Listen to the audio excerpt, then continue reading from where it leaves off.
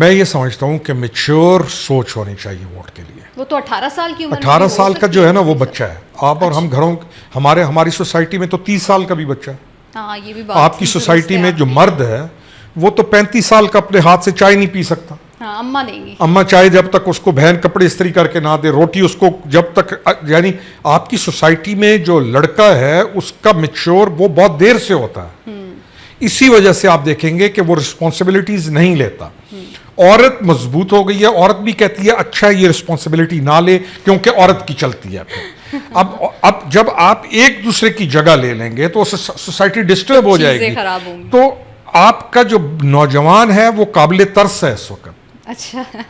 आपकी लड़कियां ज्यादा मैच्योर हैं।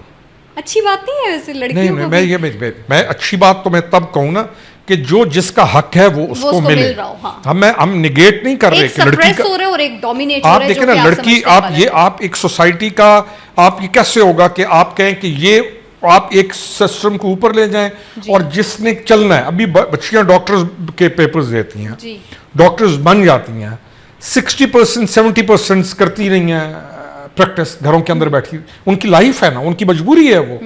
अब मुझे बताएं कि उन्होंने जिस 60-70% लड़कों की जगह पर वो डॉक्टर बनी है वो कहां जाएंगे।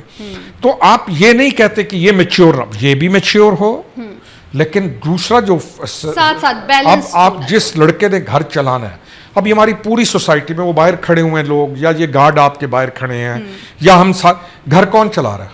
मर्द चला रहे।